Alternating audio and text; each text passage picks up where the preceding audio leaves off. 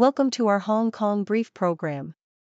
Today, we dive into the inspiring story of Leung Kwok-shing, a former basketball star who has dedicated his life to coaching disadvantaged youth through his nonprofit, Hoops for Hope Basketball Asia. With over 40,000 young people trained, Leung is using basketball as a tool for empowerment and education, proving that sports can transform lives and build confidence even in challenging times. Next up, we explore the fashion world with Max Mara and Sportmax, who are making waves with their Spring-Summer 2025 collections. Max Mara brings structure and craftsmanship to the forefront, inspired by historical women in science, while Sportmax celebrates fluidity and volume with bold designs. These collections are not just about clothing, they represent a fresh take on femininity that resonates with modern women. Lastly, we celebrate 20 years of Boucheron's Cotter collection, a dazzling tribute to strength and individual expression. This anniversary introduces exciting new designs that blend playful luxury with sustainability, showcasing the brand's evolution while honoring its rich heritage. Please stay tuned for more detailed content. South China Morning Post highlights the inspiring journey of Leung Kwok-shing, a former basketball player who has dedicated over a decade to coaching underprivileged youths through his nonprofit organization, Hoops for Hope Basketball Asia. His mission transcends the basketball court. He aims to nurture confidence and help these young individuals rediscover their purpose in life. With a history of overcoming personal challenges, including childhood asthma, Leung believes in the transformative power of sports. His organization has provided free basketball training to over 40,000 youths, helping them build self-esteem and encouraging them to return to school. The stories of resilience, such as a troubled youth who turned his life around through basketball, exemplify the profound impact of Leung's work. Even during the COVID-19 pandemic, Hoops for Hope adapted by offering online programs, proving that support for these youths is unwavering. In another piece, the South China Morning Post explores the Spring-Summer 2025 collections from Max Mara and Sportmax, which offer distinct interpretations of femininity. Max Mara draws inspiration from women in science, showcasing structured pieces that reflect meticulous craftsmanship with vibrant fabrics and tailored silhouettes. The collection features statement coats, structured suits, and dresses that celebrate the female form while maintaining an air of sophistication. Conversely, Sportmax embraces fluidity and volume, with monochromatic ensembles that play with sheer fabrics and dynamic proportions. The collection exudes a sense of whimsy, with light fabrics accentuating movement and bold accessories like the Sophie bag adding a playful touch to the overall aesthetic. Celebrating 2 decades of its Cotter jewelry collection, Boucheron reflects on the evolution of this emblem of strength and individual expression in the South China Morning Post. Initially launched as a ring symbolizing unity through 4 distinct bands, Cotter has expanded to include a variety of luxurious pieces such as bracelets, necklaces, and earrings.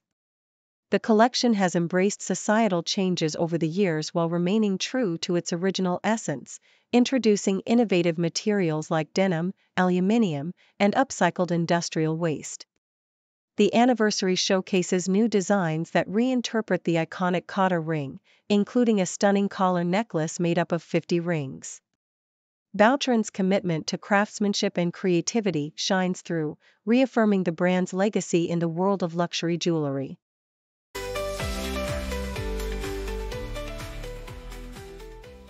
South China Morning Post highlights the evolution of Louis Vuitton's iconic damier motif, which first emerged in 1888 as a symbol of authenticity and originality.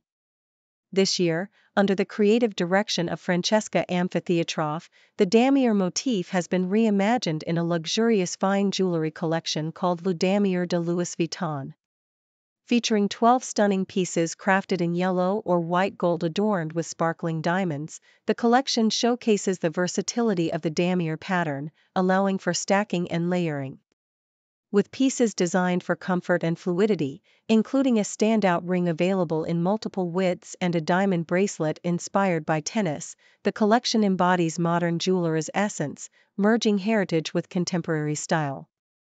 In a separate report, the South China Morning Post addresses concerns surrounding rising bad debts in Hong Kong's commercial real estate sector, as noted by the Hong Kong Monetary Authority, HKMA, CEO Eddie Yu. While the bad debt ratio in the banking sector has increased, Yu reassures that the situation remains manageable, with only a small percentage of bank loans dedicated to commercial real estate.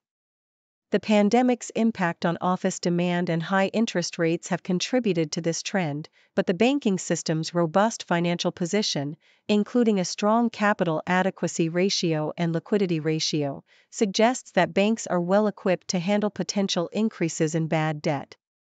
As the rate cut cycle begins, developers may benefit from lower funding costs, indicating a cautious optimism for the sector's recovery. Lastly, the South China Morning Post draws attention to Hong Kong's thriving arts scene, which has gained momentum amid the arrival of new panda cubs. Recent events, such as Christie's inaugural sales at its new Asia headquarters, have spotlighted the city's status as a leading auction capital, showcasing masterpieces by renowned artists like Van Gogh and Monet. Despite economic challenges affecting sales, the presence of major auction houses in Hong Kong reflects confidence in the city's art market. However, experts emphasize that fostering a vibrant arts culture requires more than just infrastructure. It necessitates grassroots support and public accessibility to art. To cultivate creativity and enhance societal well-being, the government is encouraged to create public art spaces and promote artistic engagement for everyday people, ensuring that art becomes an integral part of Hong Kong's cultural landscape.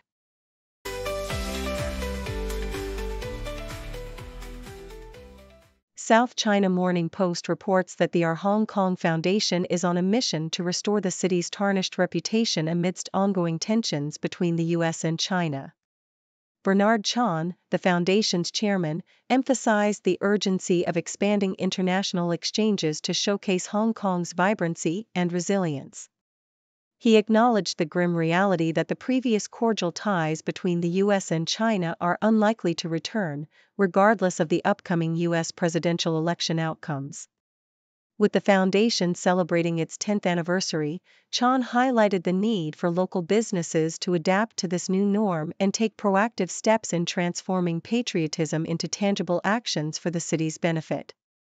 The foundation aims to engage a diverse array of international organizations to foster dialogue and understanding, countering the fears that have led to a withdrawal from high-profile discussions. In another article from South China Morning Post, the Hong Kong Monetary Authority, HKMA, is set to enhance the development of the Greater Bay Area during Eddie Yu's second five-year term as CEO. Yu expressed a desire to streamline cross-border trading and facilitate easier fund transfers between Hong Kong and the mainland, particularly for residents living in the Greater Bay Area. He noted that the pandemic had hindered the progress of this ambitious integration plan, which aims to connect Hong Kong, Macau, and 9 mainland cities by 2035. Yu also highlighted the importance of expanding existing connect schemes that allow for seamless trading between Hong Kong and the mainland. Despite the challenges faced during his first term, including social unrest and the pandemic, Yu remains optimistic about Hong Kong's financial future and aims to solidify its status as a global financial center. The same media outlet delves into the etymology of words like sampan and junk, tracing their origins back to Cantonese and Javanese languages. Sampans, small wooden boats traditionally used in coastal and riverine areas, have been a vital part of the maritime culture in East and Southeast Asia.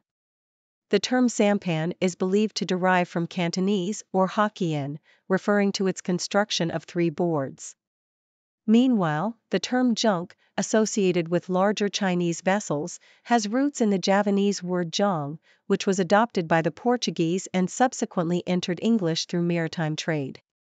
These vessels, once essential for trade and transport, now serve as symbols of Hong Kong's rich maritime history, celebrated through events like the upcoming festivities for the 75th anniversary of the founding of the People's Republic of China.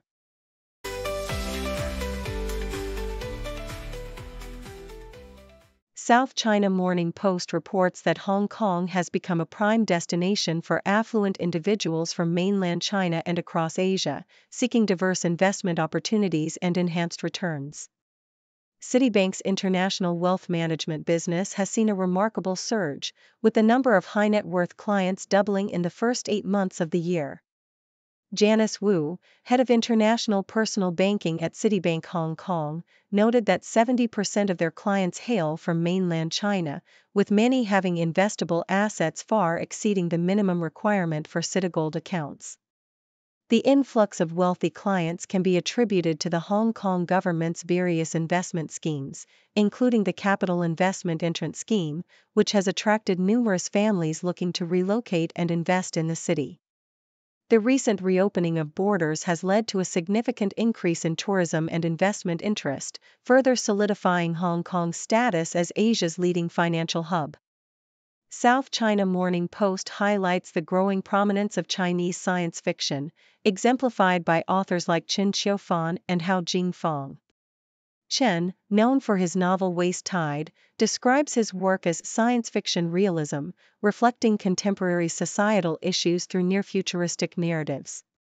His writing, inspired by both Western classics and his upbringing, seeks to explore themes such as climate change and political failures.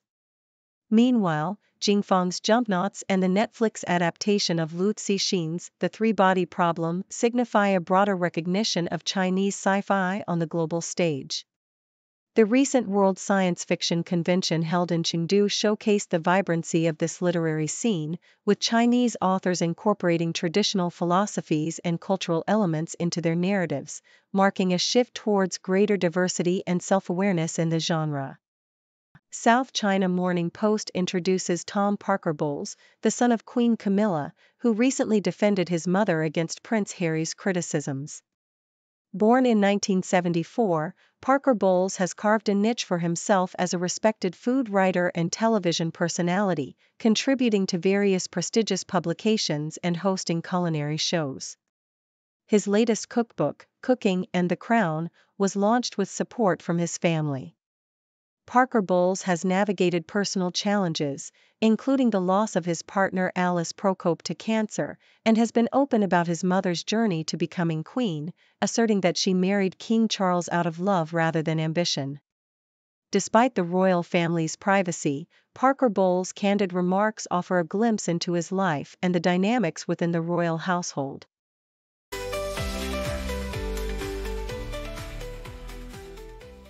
SCMP opinion highlights a significant call from Beijing urging Hong Kong's business sector to rally behind the chief executive and actively contribute to the city's economic recovery.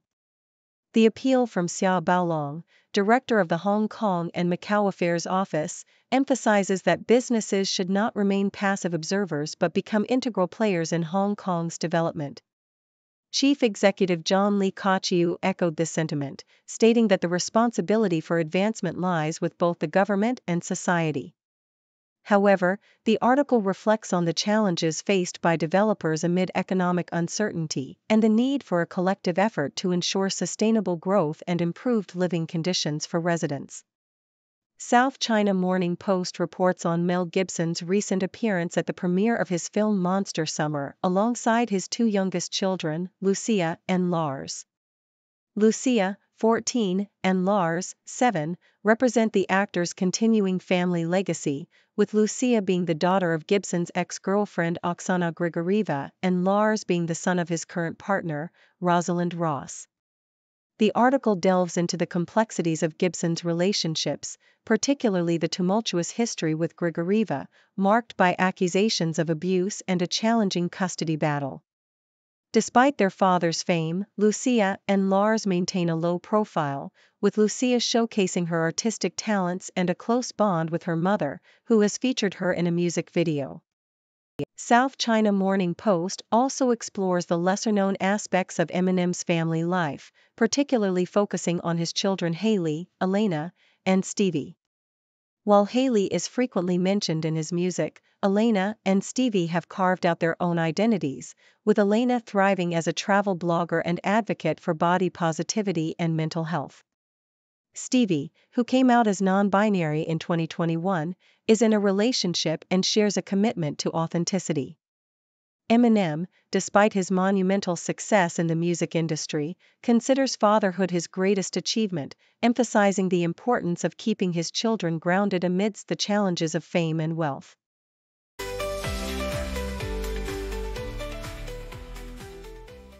Thank you for tuning in. The content above showcases the latest briefing reports and analytical synopses, thoughtfully curated by the 6Do team.